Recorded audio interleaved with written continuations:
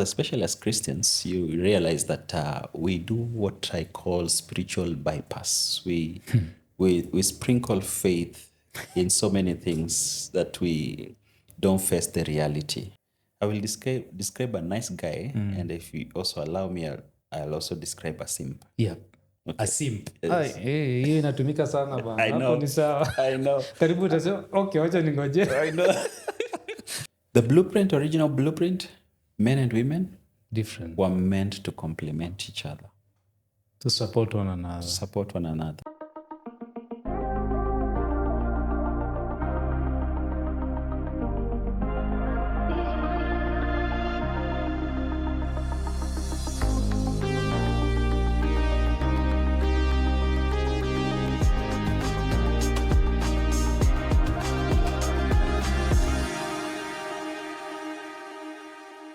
Hello. Welcome back to another episode with an amazing man that I've listened to kidogo, and I think we all need to listen to this.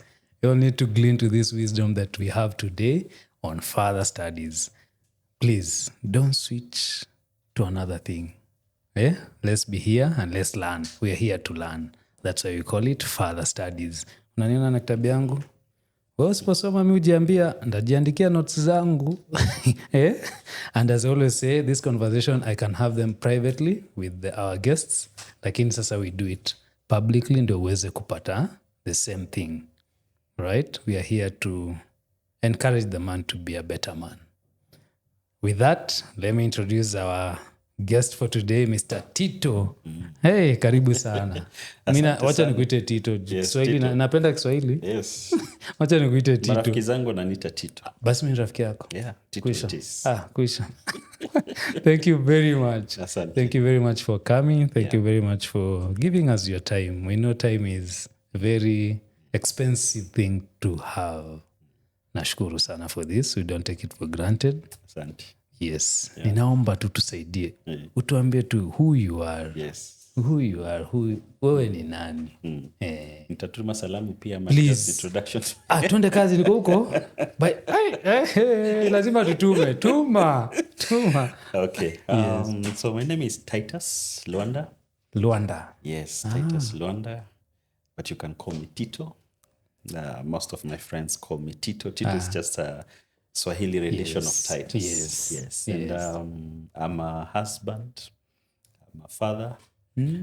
A father of 3 so far. 3? Yes. Hey. 3 so far. Ati so far? Yes. A Gen Z.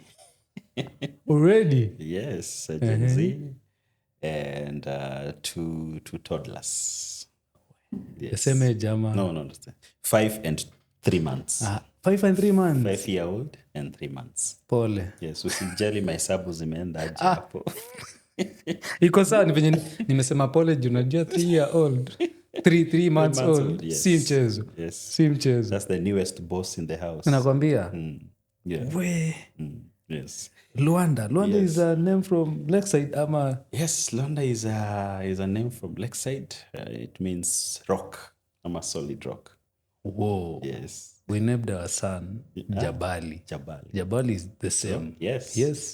Lwanda in Luo, Yes. Jabali in Swahili. I am Luya. Yes. Or Lwanda tunaongea Yes. kitu kama Lwanda in Luya is L-U-A-N-D. Yes. And then Lwanda in Luo is L-W. yes. But meaning the same thing. The same thing.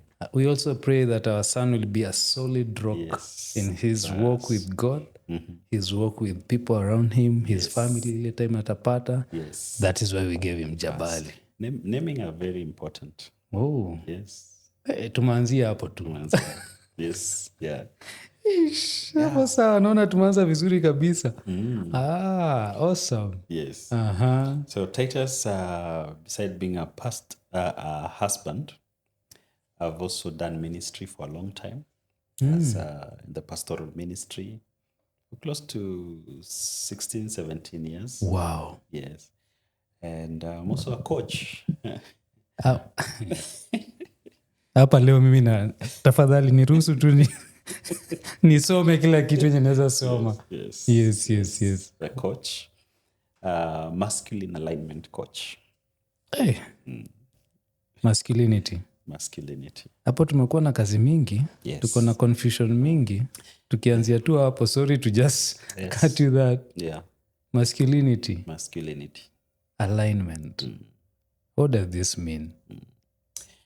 Masculine alignment basically is helping men forge what I'll call a solidified masculine frame built for impact. Because there is a frame that is not built for impact. So my goal is to help men such as you and myself forge that solidified masculine frame that is built for impact. Yes. How do you solidify this? Well, And what kind of impact are we talking about? Okay. So allow me to use an illustration of a house. Okay. So the different parts of a house is we have the foundation, we have the walls, or rather the pillars, and we have the roof. Yeah. Okay. So the most prominent part of the house that we see, even from a distance, is the roof. The roof. That's what you see. And basically, if you liken that with a man, that is the expressions of his personhood, things that you see, how he lives, how he loves, how he learns, whatever he does. That's what you see. But what you don't see is the structure beneath, the pillars that hold this house together. This roof. The foundation upon which is this house is built. That one usually is invisible to the eyes, but it's one of the most important. And so, and that's part of what I call the masculine frame. Yeah. So my goal is to help men, build that solidified. Solidified means basically something that is strong, something that is durable, something that can withstand any storm. Any storm. You see, something that can withstand any storm.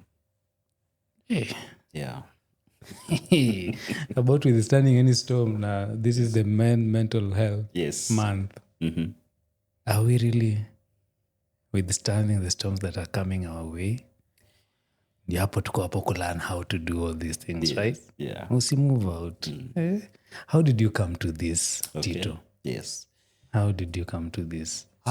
So Tito is just like any man, any of us, man who found himself born in Kenya, born to male and female parents. Sikizi wanaweza kuwa. You have to specify. True.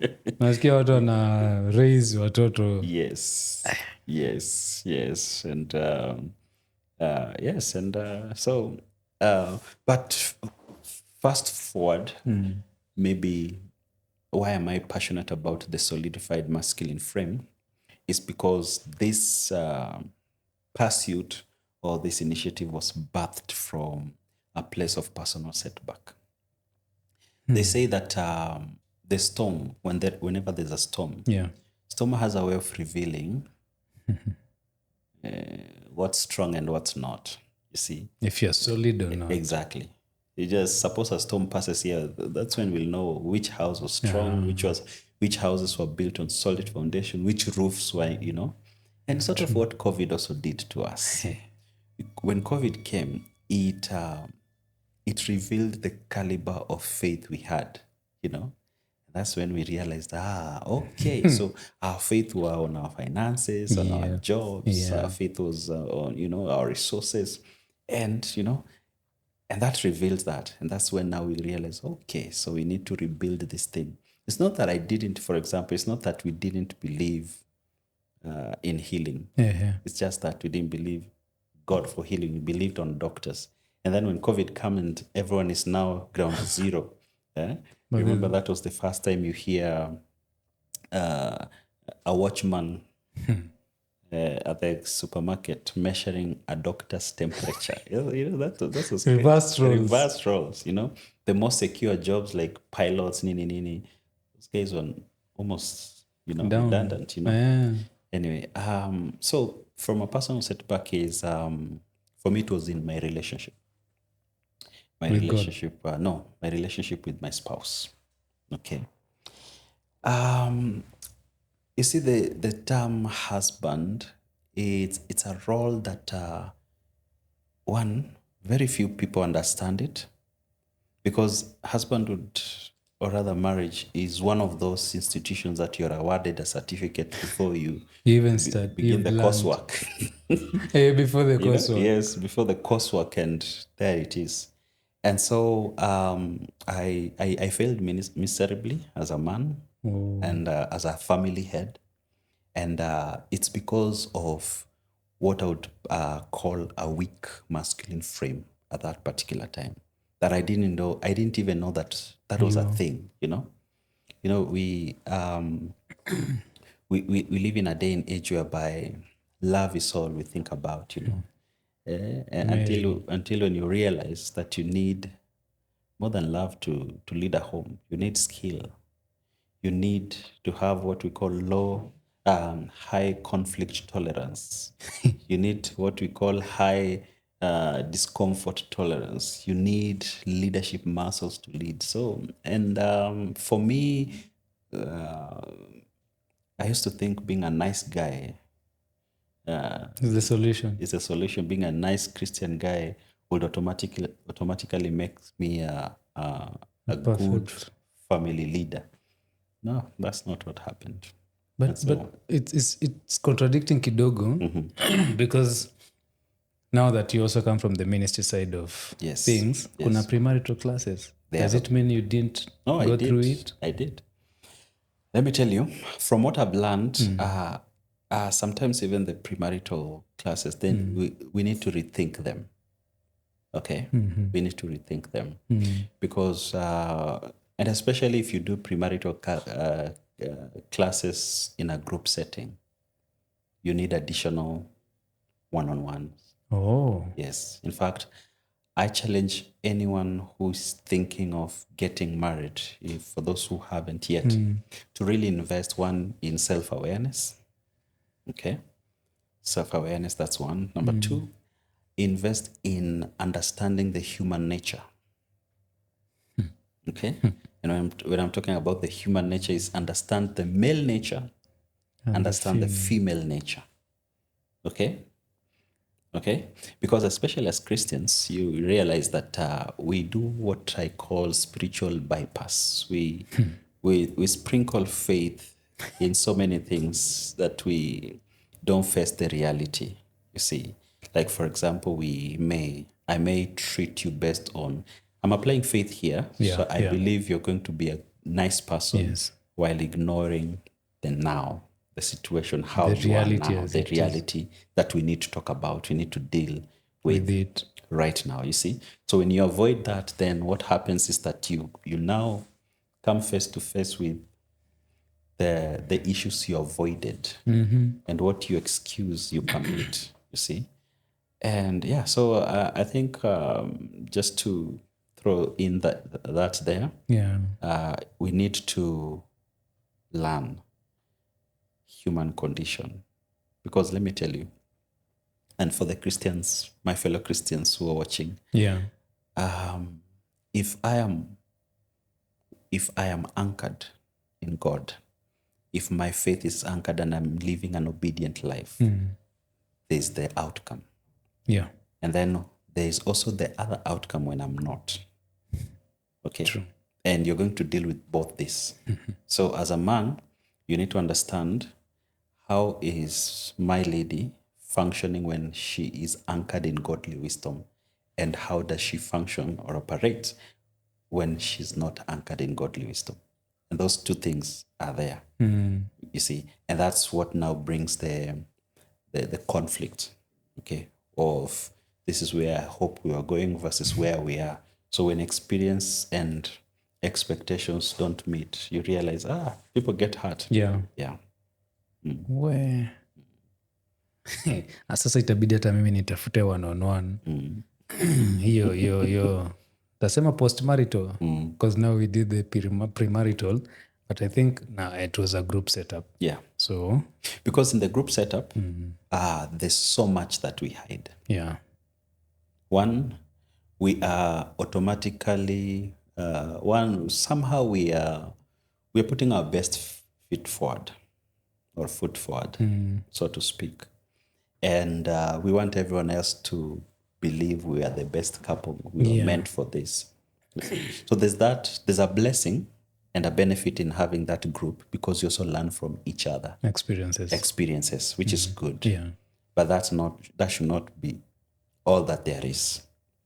I think also in a group setup, the time is not is not enough. It's not, it's limited. So you're coming together as summarized experiences, exactly. And then there's also a box to tick that now we are done with this program. So I really challenge people to do one-on-one. And in fact, you as a person, do sessions one-on-one. Your spouse to be one-on-one together, and just start dealing with and start evaluating yourselves, because you want to spend your life together. You're two different people from different settings and backgrounds in life, and there needs to be an alignment. So mostly you'll find in couples, it's really one of the key issues that usually happen is misalignment issues. Just an alignment issues. Because these are two people who have the right feeling, they love each other, but it's the alignment that does not necessarily happen. And scripture has it that a man shall leave his father and mother, shall cleave to his wife, and they shall become one flesh, naked and not ashamed. So you see that naked and not cleaving and naked and not ashamed, that's where usually the living part people sometimes leave. Anyway, that's a different, just a whole conversation by itself when we start observing those four things. And so, in a nutshell, I challenge couples to invest in building themselves before they can come together. Yes. And for those who are already married, you're in this space now, invest. You see the way you invest in your career. You want to become a better videographer, photographer, a better coach, and you invest in education, and you invest in upgrading, leveling up your competency. The same way should happen in relationships. Most of us just let it go. Tunadhania it will go by its own self. Exactly. There's something I call the interrelational assumption gaps. This is one of the gaps. Assumption is believing that by virtue that we are together, will automatically grow. No. Okay? Our love will grow by itself. It doesn't. Communication will sort itself. You see? Those are assumptions. But those assumptions, we don't apply them in our careers. No. We don't apply them in our businesses. No. We don't. We only apply them when it comes to relationships. And then you're wondering, why are we drifting apart? You're wondering, why do I feel so misunderstood? Or why do I misunderstand? Why do we misunderstand each other? Where this conflict coming from? It's because an investment has not been made in that area. Has not been done. Hey, tumeanza tuna hapo. Hata nimeanza kuandika nashindwa, hii itabidi nimerudia. Nisikize pole pole. Because this is very beneficial already. Yeah. So Tito, hii setback ilikuwa ni nini? I was married for 7 years. And like I mentioned that the setback was me not realizing the kind of a leader my marriage needed. Okay. So I just speak on myself. Yeah. And so I made blunders here and there. That, I operated in dysfunction. And I didn't know at that time. I wasn't aware that actually this was dysfunction. And there's something else that I learned, that you can operate in dysfunction, and because dysfunction has been normalized, you don't even realize that you're in it. That you are dysfunctional. And that is, again, when you're using, when you have also allowed that your relationship or your marriage philosophy, because we all have philosophies that we're operating with. If your philosophy is flawed, how you relate with other people, your spouse will be flawed. True. And the outcome will also be flawed. True. Yeah, so that's what happened. And actually, that's what now led me into writing my first book called Activated Husband. That It began as a personal journal, Your own personal journey. my own personal journal, and that was birthed from a prayer David made in Psalms 139, verse 23, 24, when he said, "Search me, O God, and know my heart. See if there's any way offensive in me, and lead me in the way everlasting." Oh boy, that prayer was answered. He showed me. Yeah. He showed me those things. Search me and know my heart. See if there's any offensive way. Underline the word offensive way in me. So don't make that prayer if you're not ready for that prayer to be answered. Don't just mention it casually. I pray that prayer, and that's the journey. That's when my journey began of now realizing, wow, okay, so this is how I am. Because basically I was telling God, show me. I'm bringing myself, show me what I've become versus what you want me to become. Show me who I am versus what you want me to become. And that's where the work began. Then I began, and let me tell you, began the solitude journey where we're just learning who I am. Now, at that time, I'm still married. When you started this? Yes. Because you felt the cracks. Yes, yeah. So I was still married, and I started realizing, and writing down. That's when I began realizing, okay, so because now, Chris, there are very limited resources for this special group of people called husbands. Very limited. In fact, one of the books that I had in my shelf at that time, for a long time, I had not even read, was this book I was gifted. I was gifted during our wedding called The Power of a Praying Husband. A book I had never even touched Even it. didn't open it. It was in my shelf. But now when I prayed this prayer, I was led to that book, and then I began understanding, okay, so that's when I realized, hey, understanding the female nature was very key. Because that book, what it did, it helped me as I was praying for my spouse. Yeah. I realized, okay, so this is how I've missed it. And I've missed it this much. And so that's when I began my journey, writing, journaling, and then 6 portraits of dysfunction stood out. From yourself. This is what God showed you. Yes. Of course, out of those 6, there were those that were strongest, and there were those that were, but 6 portraits of dysfunction. But Tito said, you're a nice guy. You're in ministry. You know God. Yes. Kidogo najikanganya nashindwa. That's when I also realized that, did you know that when God created man, he created him and gave him 5 foundational relationships. Funny nasoma. And it is possible to thrive in one and fail in others. Yeah. It's also possible to focus on one and not focus on some. And, ignore or abandon or neglect. I have to thrive in all this. You have to thrive. You have to strike a balance. What are they, if you don't mind? So the 5 foundation relationships, number 1 is what I call the faith factor. That is relationship between man and God. That's the first and the most important relationship because it sets the tone, it sets the climate, and it sets the success for the rest. Okay? So that's the and that's where spiritual clarity comes in. And allow me to use this Genesis.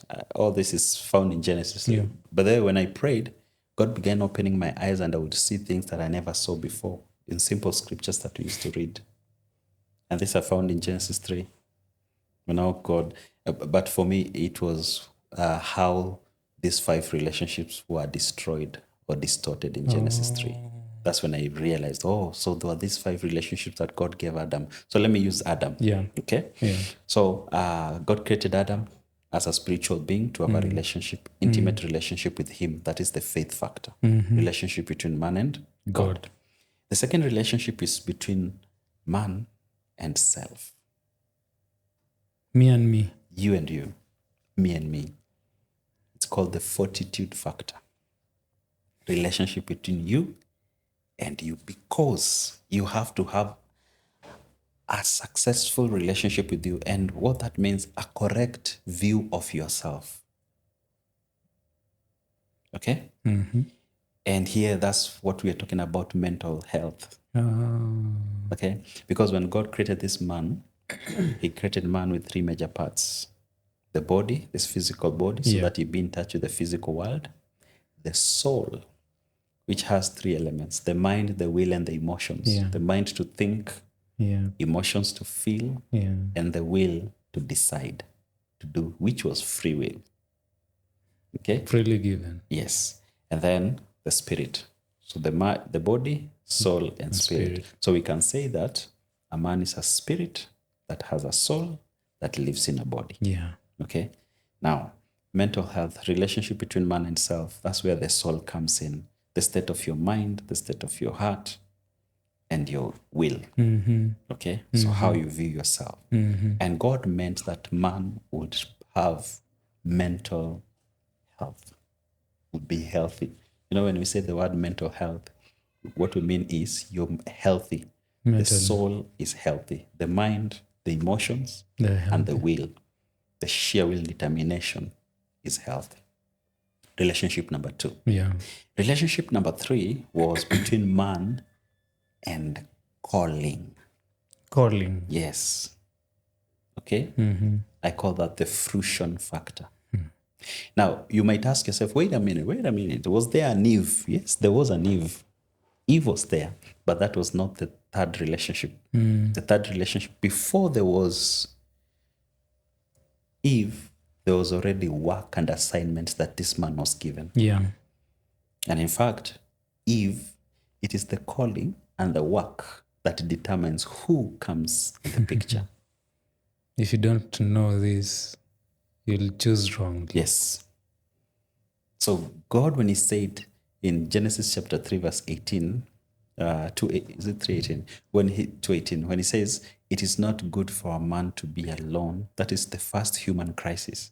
It's because the kind of work he had given him required an assistant, someone who would help. And so that's where Eve comes in as a helper, which means Eve was supposed to come into Adam's frame, not with a different mission. The same She mission. was to come and complement the mandate that this man was already given, so that she becomes a helper, a complementer, not a competitor. Okay? A complementer. So that's relationship number 3, fruition, work. You may call that calling, you may call that work, purpose. And then the 4th relationship is now between man and humans. The other ones. No. Humans. And now this is where Eve comes in. So the first human in a husband's life is his wife. True. Okay? The most important human, Very. the way it's supposed to be, is the wife. Why? Because this wife, according to the biblical mathematics, is this woman and this man becomes one flesh. Okay? Which defies mathematical logic. Totally. But spiritual logic, these two become one. Okay? And then children and any other humans. I call that the fellowship factor. With the first human, ambayo ni wife, to the man. Yes. Okay? Now, for the man who is not married, we may ask, where? Still humans, your parents. Yeah. You see? Your parents. So basically, humans, parents, wife, children fall in that category. Yep. Yeah, and of course, there are principles and rules on how to engage in those relationships. And then the 5th relationship is between man and the future. His future. His future. Or rather, not necessarily his, but future. Future involves his, but also other people's futures. And that is called the footprint factor. Yeah. This is where legacy comes in. This is where you realize that you leave, LEAV, a legacy that you lived, Live. So man was called to be responsible over transgenerational wisdom transfer, transgenerational multiplication. And that's why he was told, subdue the earth, dominate. And that's why the kind of creations that God created, what happened? They were to multiply. And that's why Adam was also told, subdue, fill the earth. That is part of legacy. Yeah. So it speaks of whatever I do now, I must be conscious of the ripple effect. Yeah. So I'm not just living in the moment. So this goes contrary to the phrase we hear today with our sons and daughters saying, "You only live once." You don't live once. No, you don't. Your consequences live after you. Yeah. The ripple effect of your choices live, and they are replicated in other people's lives. So right now, whatever I do right now, it has implications To everyone to around me. everyone around me, beginning with my immediate, intimate people, my spouse, my children. Yeah. Any decision, any step I make, They affect them. they affect them. And also spiritually, Yeah. we don't live once. No. After this body goes to the Decays. ground, but our Yes. spirit continues, right? Yes. So we don't live once. No. So we must be conscious of what we are doing Yes. Now, these are realizations that I didn't know. Until now, I'm becoming aware. I'm like, okay, all right, okay. So are there fights? You being a nice guy, you are just accepting everything? Because I think I'm also a nice guy. Yeah. So maybe we define who a nice guy is, sindio? Naweza kuwa natembea in that walk Yeah. na sijui. Yeah, so that we don't have wrong interpretation of what nice guy. Yes. I will describe a nice guy, and if you also allow me, I'll also describe a simp. Yeah. Okay. A simp. Yes. Hiyo inatumika sana bana. I know. Hapo ni sawa. I know. Karibu utasema, okay, wacha ningoje. I know. That is good. So, a nice guy, okay, and a Christian nice guy Yeah. is one who wants peace, which is good. But he's more of a peacekeeper than a peacemaker. There's a difference. Confusion. A peacekeeper will do anything to avoid conflict so that there's peace. So I might end up sucking up things. Exactly. So you'll avoid having conversations that you should have. The tough ones. You'd avoid having, or rather taking steps that require a bit of discomfort. In short, a nice guy may have what we call the low conflict tolerance and low discomfort tolerance. Because either he doesn't want to make someone discomfortable, so he'll avoid it altogether with the hope that things will work out, things will be better, things will turn out well. But the opposite usually happens. Because when you avoid to have conversations that you should, those things are hidden under the rug. And with time, they compound. And what happens when you visit that rug that you've been sweeping things under after a while? Lots of that. Exactly. And the smell, you won't like it. Yeah. So that's what happens. We can equate that to people pleasing. Yes, people pleasing. A nice guy is a people pleaser. Okay. Someone said, if you want to make everyone happy, go sell ice cream. Go sell ice cream. You'll make everyone happy. But now, the role that God has given a man that requires leadership, it's a very dynamic position and space to be that requires you making decisions constantly. And sometimes you must have the spine to say no, say yes, make boundaries. And that's what happens. All right. So if I equate that now with a simp is a nice guy who has no boundaries. or spine. or spine. And usually you'll find that this nice guy overcompensates relationally. Okay? Overcompensates Relationally. relationally. Okay? In a marriage context, a simp is someone who defers his headship role to his wife.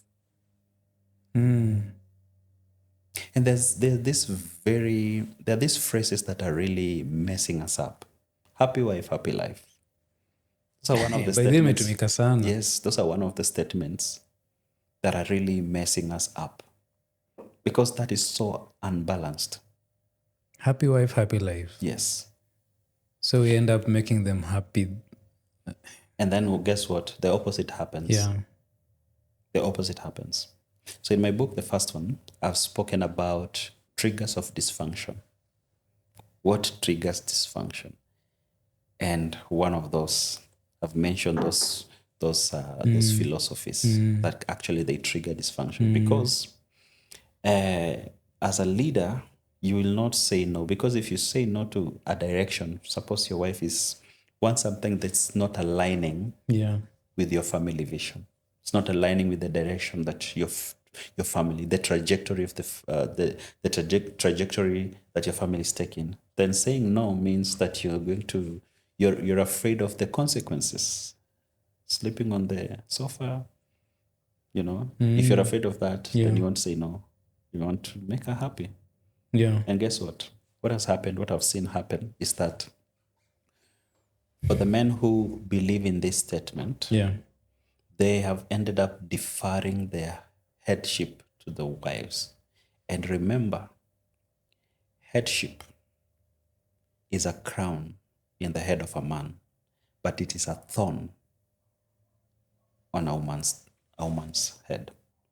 Why?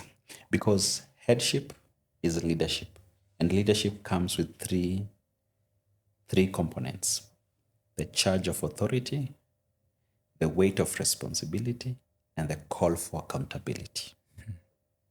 The charge of authority, the weight of responsibility, and the call for accountability. For a man, he's designed to carry this. Okay? But a woman is not designed to carry that. She's designed to complement and support this man. And so when a man defers that headship, at first, the wife feels, oh, okay, I'm having my way, the happy feeling, I'm having, but then it begins to weigh on her. And guess what? What the man hoped it would achieve, that she'll make her happy so that we are all happy. Now she's dissatisfied because she's burdened, and now she begins wondering, why are you not leading us? But hold on a second, I thought you wanted to lead. Yeah. Why are you not leading us? Why am I the only one doing things here? Why, because she was not designed to do that. To do that. And so what you hoped you'd achieve with a happy wife, happy life, and ends up being, no, that's not it. Because an order has been made already. That's why you started by saying we need to understand the human nature. We need to understand how the the human man nature. functions And how the the woman functions. What a man needs and what a woman needs. Because we have it all twisted, mixed up. So every man listening, every woman listening, watching us, you must take a step back, pause, and understand what's the blueprint, God's blueprint when he created man. What's the blueprint when he created the woman? And how are they meant to operate? Because according to God's blueprint, a man and a woman, they're meant to complement. Confuse that, distort that, they compete. Head-on collision. Na hii statement wanasema we are all equal. That's a lie. We are not. We are equal in the sense of our worth, but not what we do. We are wired differently. We are wired differently. And any woman fighting for equality, you want to be like a man, you want to and there's this other lie, what a man can do, a woman can do better. Please, you're doing a disservice to yourself. You're carrying unnecessary burdens. I don't know what you're trying to prove, but it will work against you. Yeah, it will. It will. It will work against you, and you'll start carrying burdens that you're never meant to carry. Mostly, I think they equate these things to maybe the physical things. Even Most of the times, Yes. somebody sees things because he can lift something. I can do boxing like a man. You think everything that There are those unique cases which is very scattered here and there, whereby you find there's a woman who's naturally strong. Yeah. But those are what we call anomalies. Yes. They're not the norm. When I say anomalies, no, I don't mean abnormalities. I mean those are not the norms, right? Yes, Those are yes. not the norms. Yeah. But men and women, We are if we different. start from biology, Yeah. okay, men and women, we are not the same. Yeah, not. Do you know that as a man, you inhale more oxygen than a woman? Wacha. That's why you have big lungs. That's why A we big have broad physique. shoulders. And that's why women faint more often than men. Because the energy, the amount of oxygen we take in is much higher. And that's why if you hear wives, men, married people, one of the things that, especially wives, one of the things that bothers them about their husband is how they breathe. They say they breathe way too loud. It's because you're inhaling. And that is what the body needs. Yes.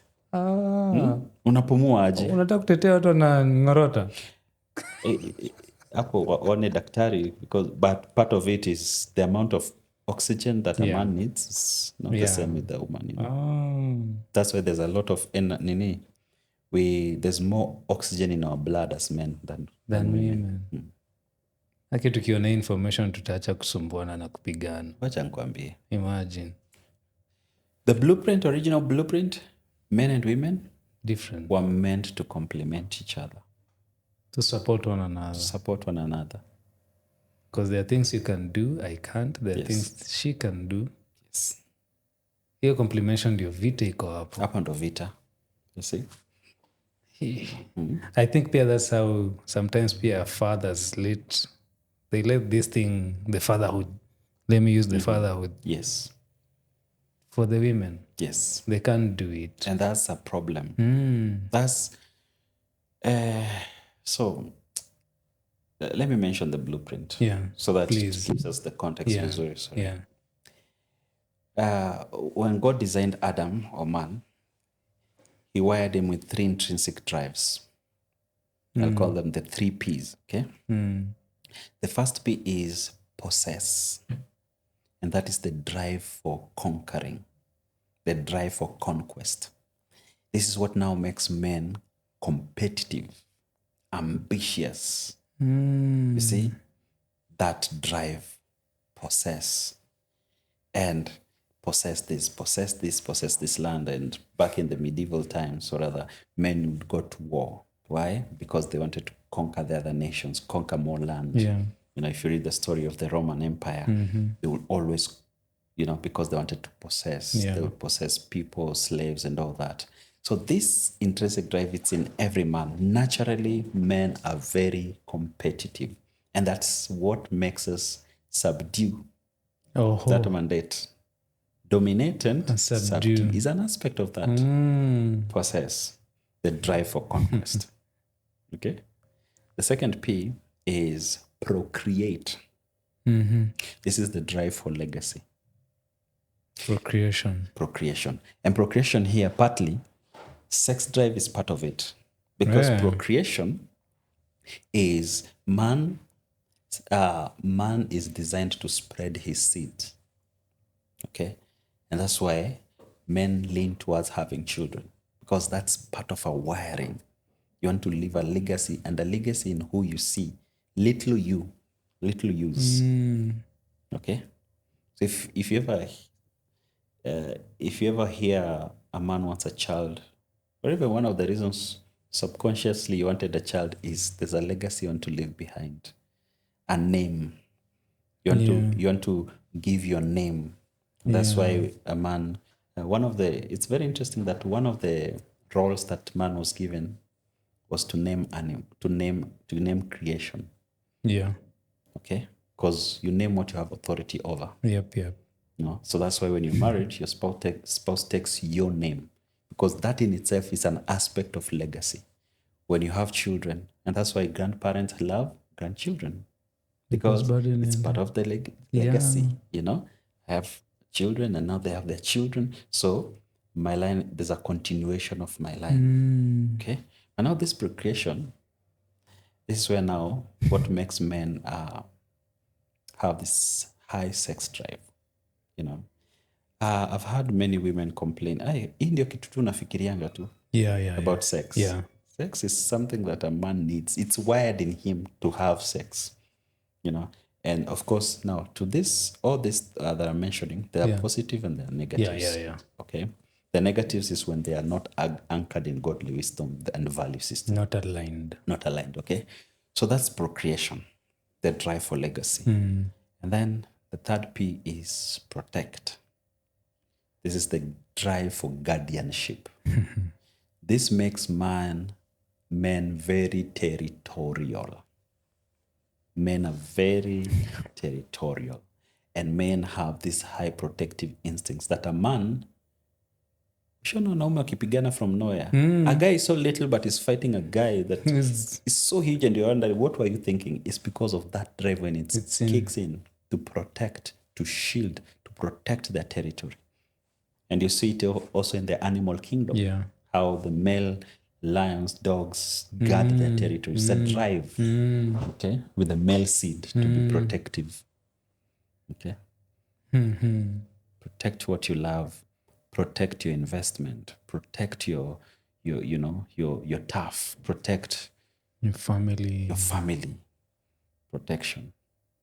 A dangerous man is a man his family has been threatened. He'll do anything. He'll do anything. And there's just an adrenaline that kicks in that causes this man. And that's why men would go to war. Apart from conquering, is to protect. Yeah. When men would be called, there's an army coming to take your wives, to take your land. What do, men? We stand. We come and fight. We come and fight. But we are not soldiers. We will fight. Doesn't matter. Pitchforks and Nini will fight. The drive, that is that intrinsic drive to protect. Oh. Okay? Story of another day, how Adam did not protect his wife. Story of another day, okay? Now that is the man. Then the woman, there's also three intrinsic drive. Because after God has created this man with the drive to possess, procreate, and protect. He needed someone who will complement this. So, and complement means not someone with other three of this again. The same one, that is not complementation. No. Okay? No. It has to be someone who is wired differently to completely complement this guy. And that's where now the woman comes in. So God takes this woman, designed her so perfectly, and gives her three intrinsic drive. And that is, she represents, so Adam represents the male species. Eve represents the female. So this species, this species called woman, Eve, he gives her three intrinsic drive. The first one is the three N's, network. Network, this is the drive for bonding and connection. Why? This woman needed to pair bond with this man. Okay? Yeah. Needed to pair bond with this man. Now, the implication of that is that a woman is naturally a relational being. More than a man. Women easily connect, easily network. Women easily build relationships. See chama, see nini, all that. Exactly. Put 100 men in a room A, put 100 women in room B, and then visit them after a month a week. After a week, these guys, the men here are still sizing each other up and all that, and they're more isolated. But this other group, kuna several chamas there. Already. They've themselves in sorority groups. Those who are parents, to form a chama. Those who are, business women, form a chama. Those who are, single and thriving, form a chama. They've formed relationships. Okay? And that in itself is a blessing. So, this Jama was going to be complemented by this lady. This intrinsic drive to network was going to help this lady pair bond with the man, but also enrich the man as far as relational is concerned. Yeah. And that's why you realize now in the family, the person that usually glues people together is the lady. Like balancing that aspect. Because it's easy for a man to just be solo, isolate and feel nothing. Mi niko tu, niko sawa. Niko sawa. Most of the wageni wakikam, they come courtesy of the lady. In families, it is the lady that will make sure the families meet. Hizo ma family get together. If you look carefully, there's a lady behind it who pushed the husband. We need to meet your family. We need to put these families together. We need to fellowship. We need to come. We need to eat together because they're relational. Something that a man slightly lower on. The second intrinsic drive is nurture. To nurture. Nurture. And this is the drive for multiplication. Okay? By this, biologically, God just wired this woman to bring about life. So a man gives her a seed, turns it into a baby. Nurtures and turns turn it into a baby. Give her a bag of shopping, turns it into a meal. Give her a house, turns it into a home. Okay? So there's that nurturing effect.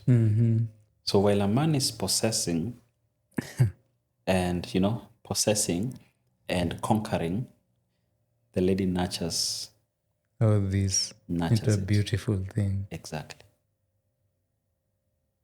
You see? Okay? Nurture. Yeah. The third drive is nurse. To nurse. Nurse. Night nurse. Night nurse. Nurse, this is the drive for empathy. And it has a healing component to it. So there's a soft aspect about a woman that is empathetic, nurturing. Why? Because she's also more emotional. It's not for a reason. It's not without a reason. Because she can easily process. She can empathize. She can sense. She can see what any other person may not see. A woman will walk in a restaurant and a jama, your spouse or your wife will begin to notice who is dating, who is not dating, who is having a good relationship, who is not, because that intuition gives her the ability to be empathetic. And that's why now as children, the younger they are, they feel safer with mom. Okay, they feel safer with mom. Right from the beginning, in the conception, she feels safe with the mom. And now outside, mom is more empathetic. Okay, that's why now the father and the mother here, they serve this child well because the father is more risk averse. Yeah. The father is more tough love, which the child needs. Then the mother balance it out with the nursing aspect of it. Yes. But also now, when this man is gone out to conquer, and what happens is that the nursing effect, the man, for those who are listening, for a man, a house is, especially a married man, a house is not the home. The woman is his home. The woman is his home. Not the house. Underline, not the structure. Not the structure. The being. The being is his home. And that's why scripture says that better to live in the roof than to live with a contentious woman. Let me tell you, that's the psyche of a man.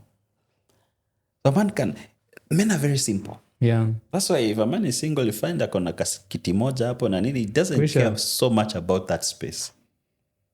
But now when that man is married, that woman becomes the home. The home. And guess what? These three intrinsic drives, network, nurture, nurse, is what makes this woman a home. Yeah. So when this woman is not operating in these intrinsic drives, this man wants to be far away from this. Totally. Kukimbia. Yes. Let's atakaa uko kwa parking, amefika home lakini ako kwa parking, thinking how handle. Yet he has a very beautiful house, not a home. Yes. So ladies, for a man, you are the home, not the house. So when we say I'm going home, I'm only meaning I'm going to my wife. Going home to my wife, to my family. Because that's the family is where now the man can put his guard down The and protective rest. thing. And Yes, that competitive aspect. So that's why it's very strange when a man is competing with his wife. It's very strange. Or rather, let me put it this way. When a woman competes with the husband, it's very strange because he has to compete out there. Yeah, He not- doesn't want to come and compete here. That's why it's very easy, listen to this, for a man to defer the headship so that he can have some resemblance of home.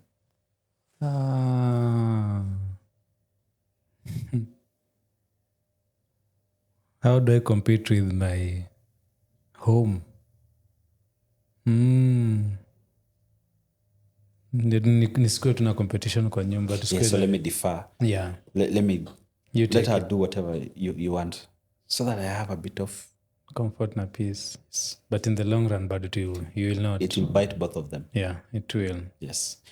Because something else, something will build.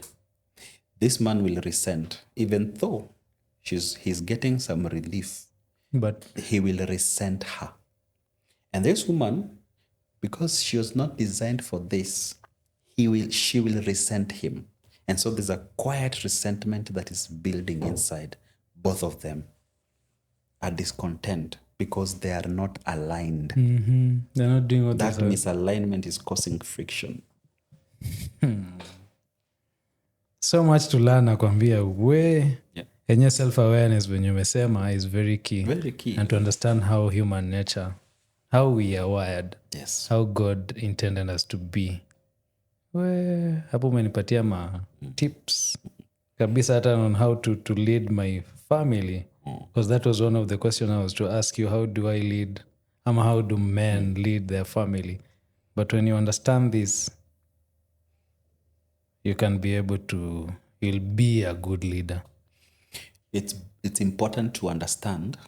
So there are three things in all those postures. There are three, those drives. Yeah. There are three possible postures for each one of them. Okay, and even in the 5 relationships we talked about, there's what I call, being biased, activated posture. I wanted also to learn what is this activated. So that activated posture basically is that functional, healthy posture, upright. So allow me to use a 3. In your book there, you can draw a straight line, and then a line that is leaning to the left and leaning to the right. You see, so see that one, one the same post and at the end apple, one leaning to the right. Oh, like this. Yes. Now, this way and this way. Oh. Yes, one leaning to the left and to the right. Okay. Yes. So the center one.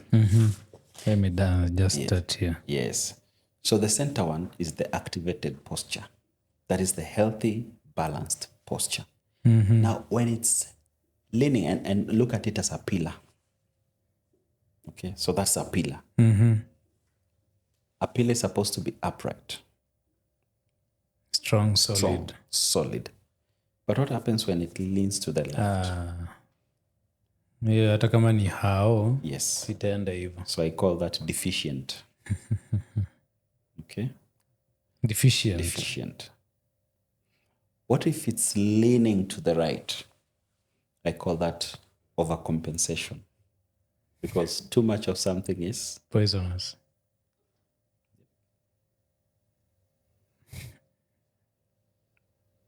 All right. Hapa nakwambia ni kusoma tu mimi.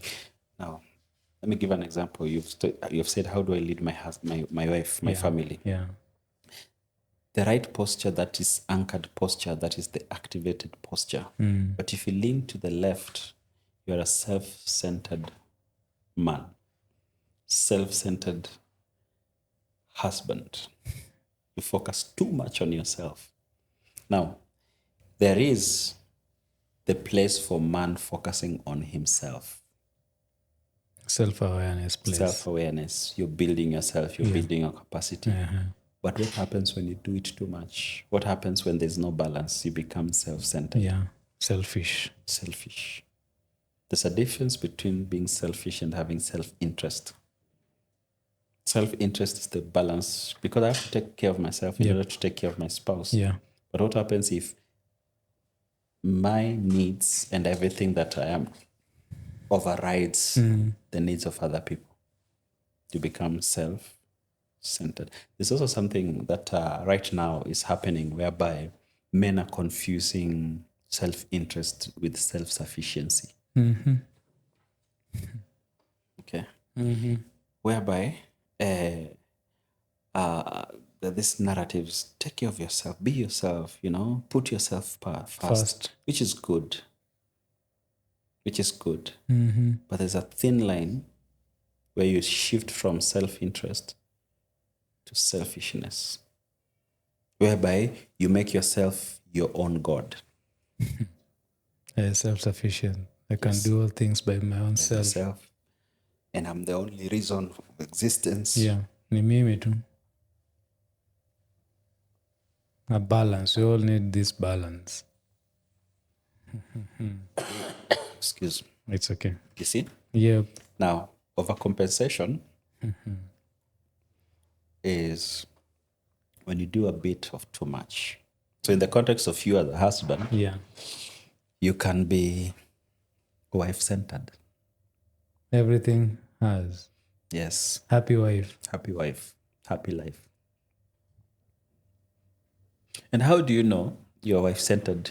Yeah. If you fear your wife. Fear? Why? You can be in a marriage relationship and you fear. Yes. And you fear your wife. Okay. You can't even ask anything. And I tell you, majority of men fear their wives. Which is not right. They say the fear of the Lord is the beginning of wisdom. I say the fear of the wife is a recipe for dysfunction. Rosafi. As clean as that. Because it's so hard to lead what you're afraid of.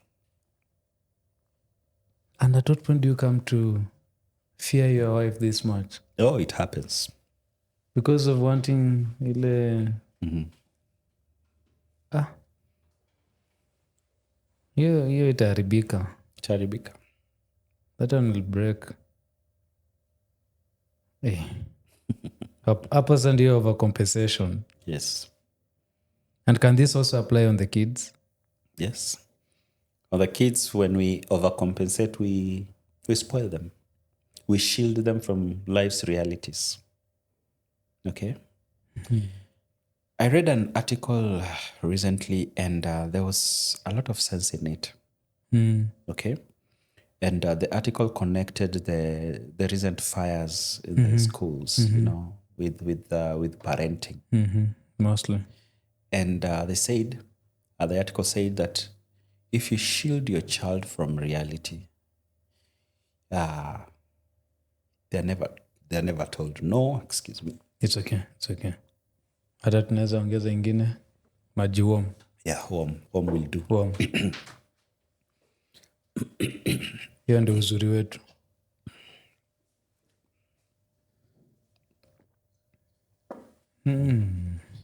See, if you shield them from realities and life's learnings, okay? And mostly this will happen with mothers because of the nursing effect. So sometimes when they overcompensate, they shield the children from pain, from learning from their mistakes, from telling them no. So if a child is never told no, they always have their way. What will happen? And they're placed in real life in schools whereby you're not rewarded if you don't do. So if you don't work hard. Yeah. You'll not always have your way. No. what happens? They revolt. But this is not what they are used to. When you've told your child, when you've shown your child that they can always get away with something, akifanya kitu alie kidogo, Mwachie baba. they're not punished. They're not told they're wrong because it will hurt their esteem. It And then works against umemweka them. huko kwa ofisi. And now people don't care about whether you're right or wrong. That's what happens now in schools. Some of the contributing factors. It's warm.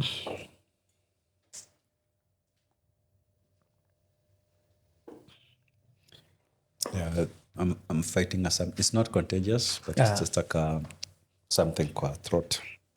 Pole. I get too excited. Hey. Yeah, pole sana. It's okay.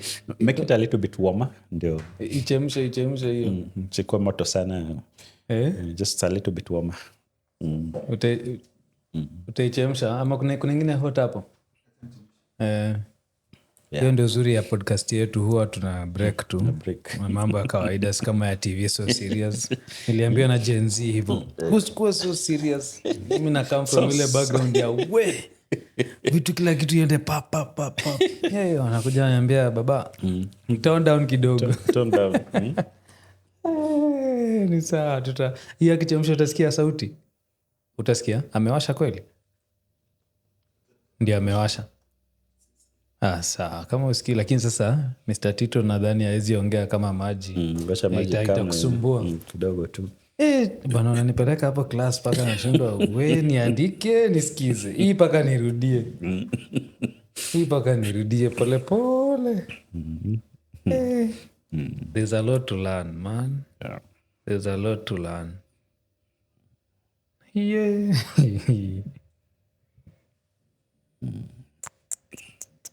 That's why saa zingine hata kwa career wise, Yeah. kama mna understand hiyo human nature, Yeah. na muamue kufanya job ama na wewe na wife yako na kila mtu ana understand their innate, Yeah. then Mungu amewapatia, it's easy to thrive. Kabisa. Na sasa huko kwingine tunasema mi siwezi work na wife yangu. Hiyo inakwanga ni nini? Ni kutoelewa this. Yeah. What your wife carries and what your husband carries. Yes. If we bring them together. And by the hata ministry. Ukiangalia ministry, wale wenye wamejeli vizuri na wana understand their mandate, it flourishes. It does. It does. Ile sasa Deva ametokea na agenda yake ya kuunganisha. Lazima wa clash. Unacheki? And guess what? It's the same thing, the same concept. He wanted even Adam to be like God. He wanted to be like God. And guess what now? He's clashing these people to be like each other. By the way. And that's where the clash is. That's why kuna hizi phrases, we are equal. We want to be like each other and we can't be like each other. So simple yet so hidden. Yes. We can't. And then I get frustrated. Why are you not accepting me to look, for example, men naturally will lean towards STEM jobs: science, technology, engineering, mathematics. Women will lean towards heal job. Okay? That's why you have many counselors, ladies, you can say that. Yes. Okay? You see? Nursing, education, more teachers, more female teachers than. Yes. Asante sana. Thank you. Sijata mimi basi imebaki uniongezea hapo. Hiyo maji. Okay. Health. That is heal jobs. Yeah. Health, education, accounts. Alafu? Hiyo L ni gani?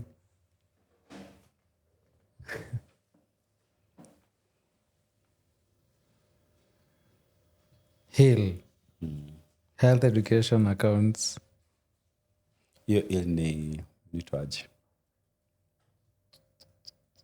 Forgetting it here kidogo.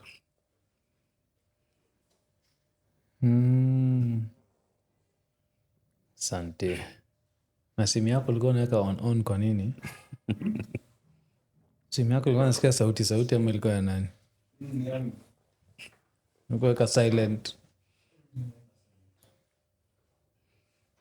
Sasa nasikia niko sawa. Ukisikia tu unahitaji hata si live. Tunakat tu na tunaendelea. Unaitisha tunaomba hiyo maji.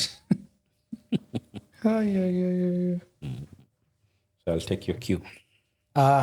Before we went to for our water break, you mentioned about I was telling you that to understand what each person is supposed to do, how you are created, it's easy to jelly and complement and thrive. Yes. But when we fights come because we don't understand how God really created us. Yes. That's where the fights come. Yes. And you mentioned the devil, the fight pale kwa Adam na Eve, it was the devil trying to make man to be like God.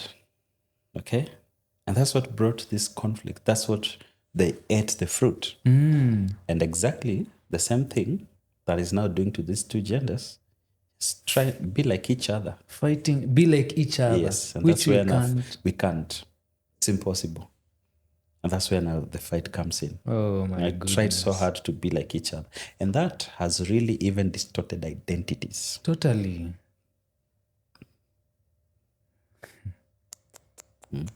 That we are all equal, haiwezi. Haiko. You know, when equality, when people talk of equality, usually what they mean is equity in terms of resources, rights, you know, because when I remember the first, the feminist movement, when they began, they wanted rights for women. You know, at that time they were not voting. Yeah. They did not have rights to education, basic rights. That's how it began. And those rights, they're okay. But now, when you call for, I want to be like a man, or I want what a man has, then the question is, can you bear the responsibility of a man? And they also turn and say, can we bear the responsibilities of a woman? Of a woman. Which is totally, we can't. It's ridiculous. We can't. They ridiculous. They can't, we can't. Kila mtu acheze lane yake. Cheze lane yake, we complement each other, make the world a better place. It's that simple, let me tell you. Lakini it's simple. You brought it down, so you broke any... Yes, it's very simple. The mother play your role, father play. Very simple. Very simple. When you see a father being tough to your child, it's not because ile tough ya uzuri ya discipline. He doesn't hate the child. He's training the child. Exactly. He's training the child. The child needs it. And I also need to be that kind of a father that when I train, pia hata everyone around me anajua this is a activated man, activated father, knows what is supposed to be done. That's why he's doing this. He's doing this. Si kwenda extreme ya kumolest na nini. Hapana. Or to neglect. Yes. No. You see? Hiyo ina sync vizuri. Tunajisumbua sana na Mungu alishaweka the blueprint. Imagine when we just go back to the basics. Let me tell you, 99% of our problems will be solved if we just go back to the basics of how the original design, the blueprint, how we were meant to be. Period. And the same with marriage.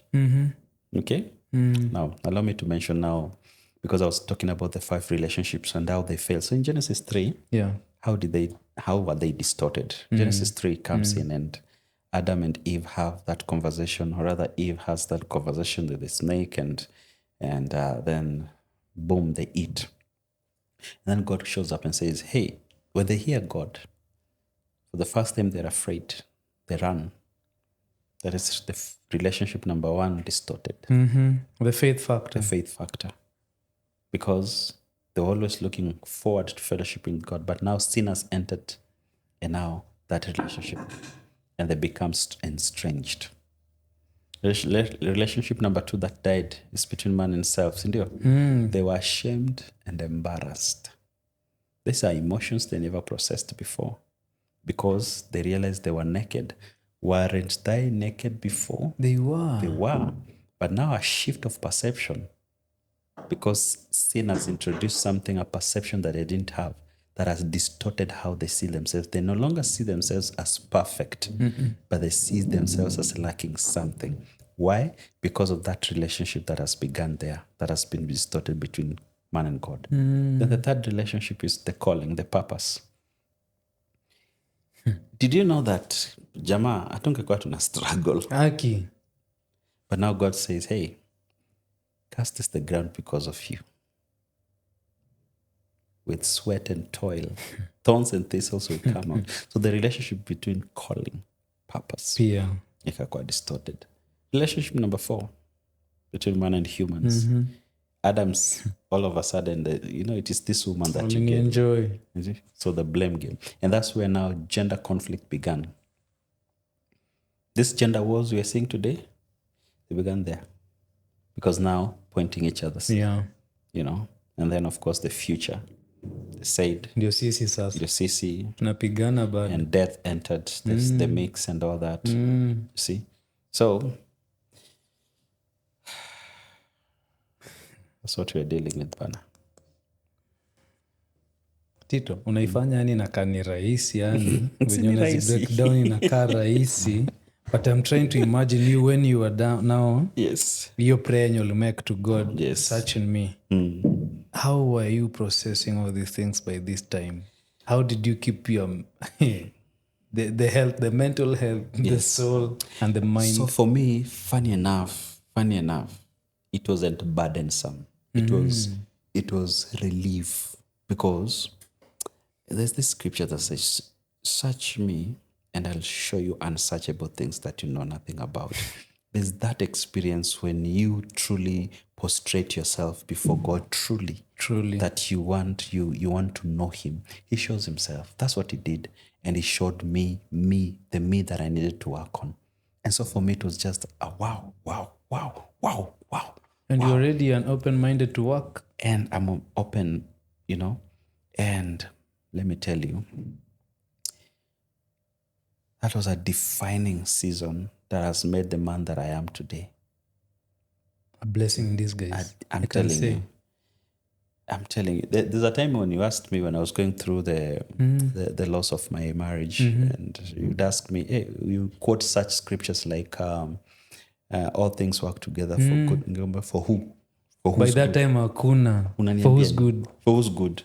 There's such scriptures that don't make sense, But looking back, I'm glad I went through that defining moment, because that's when I realized, I didn't even have a frame, leave alone a weak frame. I didn't have a frame. Unajua unaiweka. I was existing. Tito, this is a man who knows God. This is a man who is in ministry. What about that man who doesn't know God? If this is how you felt by then, and yet you knew God, you are a minister. Exactly. How about tu mwenye ako tu hivyo yajui? One of the philosophies that was challenged was this, that I'm first a son in God's kingdom, God's family, before I am a steward in God's vineyard. But me, I had reversed it the other way around. I was operating as a steward.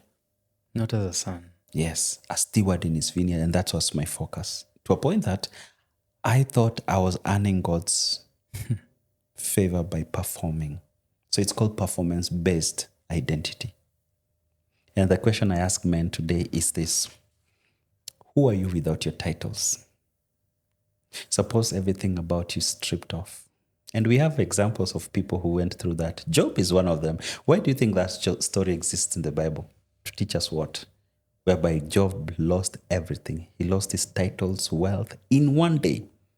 And who did he remain? Now that's the secret of the activated man. That's what activated man is all about. Even after losing everything, Because let me tell you, and COVID gave us a hint that you can lose everything. You can lose anything and everything. The question is, when you lose that, who are you without your titles? How do you get that answer? You see? And it's because we have clogged, we have cemented our identity around our titles. And remember, that is just the third relationship, man with calling. But it's also we've made that the entirety of our identity. You see? I'm trying to get, there's a fight in my mind, Yes. a contradiction. This man is the one who has the innate thing of possessing, procreation, protecting. Yes. That is inbuilt. Yes. Now I'm losing the capability to possess, to fight, job like, the riches, the nini, the procreation watoto walienda, protecting na protect nini ingine tena. But how do I still stand as this man? Yet these things are what kind of fill me as a man. You see, that's one of also the reasons why as men we battle with mental health. And it's when our identity is centered on the 4 P's, what we possess, positions, places, and people. Positions, places, possessions, people. and people. This is what makes you feel worth as a man. But guess what? These 4 P's can disappear in a minute. Wow. Yes, and they do disappear. And they do. Okay? God forbid, but your wife may leave, or something happens, they die. Remember the author of the song, It Is Well? He lost his family. Just like that. The people who've lost things. So if those things were what defines your identity, then who are you without those titles? Because that's where I was. When I lost my family, I lost my ministry, I lost everything that I had built. I started ground zero again. And that's when now God affirmed me by saying, you are first a son in my family before you are a steward in my vineyard. Because for me, I thought now when I lost my ministry, I'm nothing, I'm useless to him. To people and to him. To people and to him. That's a tough place to be. It is. It is. It's a tough place to be. But imagine it needed to happen so that I understand what I understand now. And my prayer is that this doesn't have to happen to everyone to come to that realization. No. Because again, we learn from people's experiences. And that's why I'm passionate about now writing it, speaking to people, about it, so that now you have all the tools you need to build a solidified masculine frame built for impact.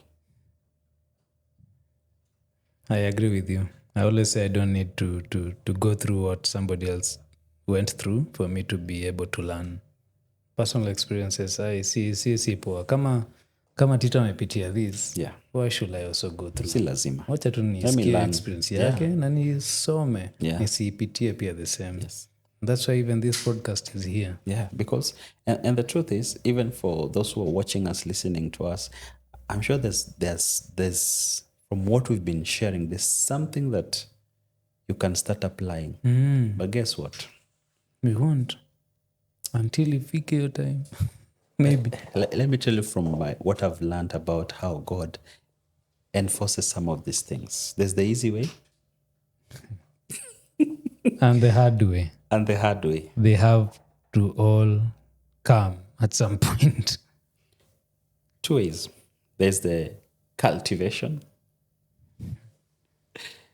And this I take from the analogy Jesus gives in the gifts of the John 15. I am the vine, you're the branches. Any branch in me, he prunes so that it bears fruit. That's cultivation. Whereby God teaches you this and this, this and this. But because God loves us so much and he wants us to become who we are meant to be, and sometimes we don't want the easy way, we don't want to learn, then comes the discipline. He disciplines those he loves. Yep. Mine was not a cultivation. Mine was a disciplined Buddha. Big one. You become by... By fire, by force. He disciplines those he loves. Yeah. And that begs the question to the version of Christianity we have today, whereby we want pain-free relationships with God. We want problems-free. And you're wondering, okay, God, he hurts those he uses in the process of forging. So you understand the word, I've used the term forge. Forging a solidified masculine frame. That forging bit, that forge, the word forge, the making, where there's the hammer, there's the anvil, there's the striking, there's the fire of becoming. And that's how, as humans, we become. You're forged. You have your own experiences. You have your personal. And that's why I'm challenging my young brothers and sisters, because I have a Gen Z, you know. Yes. Is to embrace the forging. Because the man and the woman you need to become has to be forged. You not wake up and find yourself becoming that kind of a person. And it also takes time. And it takes time. It's a process. It's a process, not a one-off thing. It's something that if you skip, it will bite you somewhere. Itakuja tu. When you hear that sometimes the people are going through midlife crisis, if you look carefully, there's a process they skipped. Hiyo ndio reality. There's a process they skipped somewhere. And now it's coming to bite. It's coming to bite. Tito, before coming to this, being an activated man, how was your upbringing? Is it something that you picked, the nice guy thing from home, ama from those who are around you? Now that tukakuja kuona, hapana, nakwendi hivi. Hii imefanya mpaka nimelose. Well, for me, I wasn't fortunate to live with my parents because they passed when I was quite young. So unfortunate. I think I was 12 when they all passed. So I've lived with relatives and that. But of course, I've felt the impact of having no father. Okay, because again, and since we're talking of, father studies, you can't, you cannot, you can't underplay the role of a father in a child's life. Because what I realized is, I didn't know until later, I realized that I was searching for my father in older guys. You see, my uncles, anyone who show interest with some sort of fatherly presence, I was yearning for that father relationship. Imagine that's, and I believe I'm representing children. Yeah. In as much as you have a loving mother, the father. My 3-month-old baby right now, whenever I'm away, sometimes I just call and my wife puts loudspeaker. Just to hear his voice. And the child smiles because he has identified my voice. You see, there's something about fatherhood, a presence, an assurance that a father brings. And that's the difference between a father and a mother. And there's something that a mother does that a father cannot do, and something that a father does that a mother cannot do. And especially when it comes to identity, usually it's the father that affirms affirms the identity.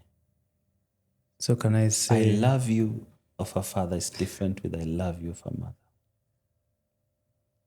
Whoa. And guess what? A child, whether a boy or a girl, will always live subconsciously trying to prove him or herself to the father. Because you represent an authority that is godlike. Your child. So I realized that's what I was looking for when I was growing up. And of course, because maybe I didn't find it, or I found it in some, but scraps here and there, because they couldn't be my father. But then I said, I'm going to be that father my children. To others. Yes, and to others. And so it has helped me to really empathize, and I see things differently now. I empathize more. I used to be a Pharisee, there's certain things I would say and I struggle. Yeah. Nakita will be like, Nini wewe? how do you struggle with This. but now I empathize, and my empathy is not agreeing with you to enable you, but I empathize, and then how about we work out? How about we work it out? This is what you need to conquer this situation. This is what you need. How can I be of help? How can I walk with you? That's the man that I am now. Could it be that maybe that is what made you be a nice guy, because you're looking for this father? Juu kama unaishi na relative tunajua wengi. Yes. Lazima nikuwe mtoto You have to mzuri ndio niweze survive. kuwa So accepted. yes, you learn to survive. Which sasa iliingia kwa system kabisa. And also being a nice guy, allow me to also put it this way. Our misunderstanding of the Christian faith is what is also creating nice guys. Our misunderstanding of our Christian faith. Yes. Break it kidogo. Our misunderstanding of our Christian faith. One, when you misunderstand relational dynamics and you confuse. Now, when you bypass, when you confuse, look, do you know?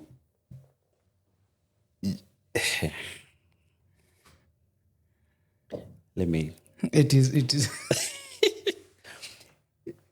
Do you remember Jesus, how he used to relate with the Pharisees and the people? One, Jesus used to tell the truth, but with grace. Yeah. But he never shied from speaking the truth. For us as Christians, we've confused the truth, and we've adopted what we call political correctness. Okay? So let me not tell you the truth because it will hurt your feelings. Yeah. But Jesus, if it were Jesus, he will tell you the truth, but with grace.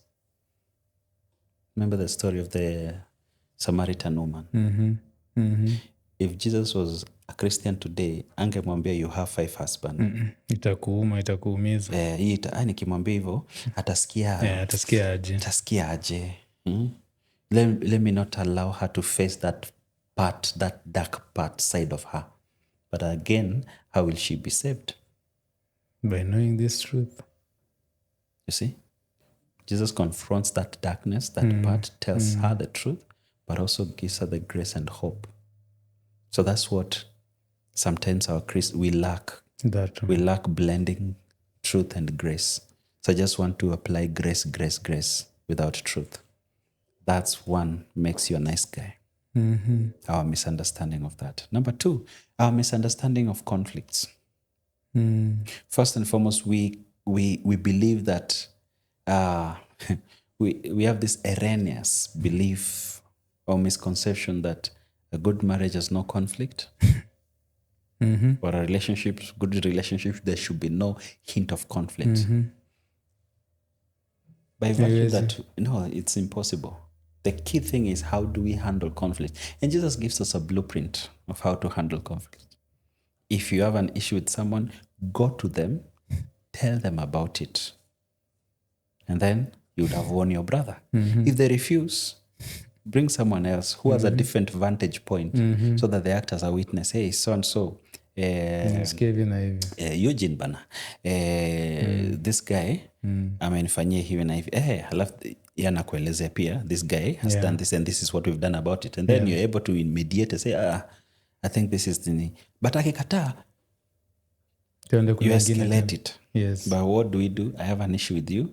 First thing I'll do is not even bring in someone else. And nimepita hizo process zote. Meruka. And now we are peace faking. So we are here smiling, yet I have an issue with you. I'm harboring a conflict with you. You're harboring a grudge with me, and we can't solve it. Why? Because we can't tell each other the truth. And that happens even in marriages. And so what happens? We are nice guys. We are nice people because we don't want to touch those buttons. We don't want people to feel. And then we end up not helping people. No. You see? So our misunderstanding of the Christian faith is what makes us nice guys. Yeah. A nice guy is basically a toothless lion, so to speak. So now this nice guy is a husband. Low conflict tolerance, low discomfort tolerance. He's just going with the waves. Mahali tunaenda trend. Doesn't have the spine to lead the family, give what the family needs. What happens? You're breeding dysfunction. And you don't have to lead your family na kifua. No, it's not dominance. It's not about dominance. Hapo kuna hiyo confusion pia. So one of the postures of dysfunction I've addressed in the book. Yeah. So I've addressed 6, and I've divided them into 2 categories. Passive portraits and aggressive portraits. So the passive portraits, there's the apathetic husband, the absent husband, and the abandoned husband. Okay? And then in the aggressive, there's the authoritarian, there's the addicted, and there's the abusive. So on the authoritarian, someone once asked, just like you've asked, so where's the place of authority as a husband? Yes, you need authority to lead. You need authority because that role, headship, comes with authority. Yeah. So proper function of authority. There's functional authority and dysfunctional authority. So you can be authoritative, which is functional, or you can be authoritarian, Which is dysfunctional. which is dysfunctional. You see? So as an activated man who is leading a family, you can use authority because that leadership comes with that form of authority to make decisions, to guide the family, to collaborate and cooperate everyone in the direction that you're going as a family. Okay? Without, Lazima. it's my way or the highway. Yeah. You don't have to use such statements. And so what I've also indicated in the book is what you call the ego statements. Ego statements, when I hear this ego statement, I can tell this Jama is struggling with something here. Okay. So it's very, very possible. So my challenge, my quest is to help the man first understand who a man is, the original blueprint. And for me, the point of origin is I'm pointing people back to God, who is the creator of man, the originator of marriage, because he has all the answers. Yeah. That's why I get people, direct people.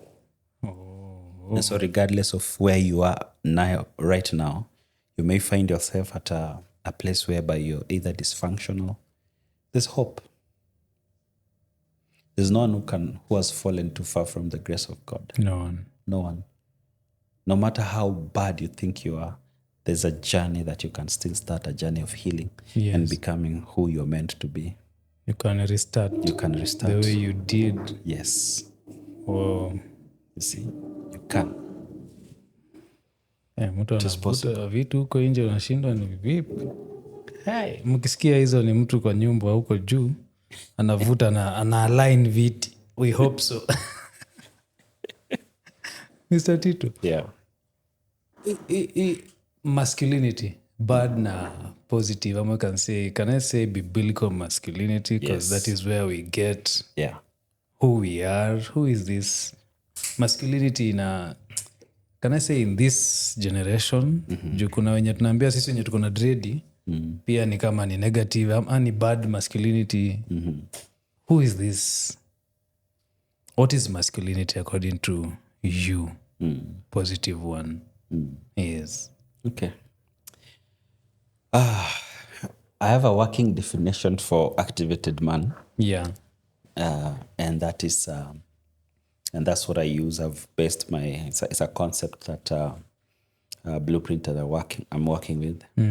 So masculinity first is a term that is referred to the male gender. Okay. Masculine. Yep. Okay.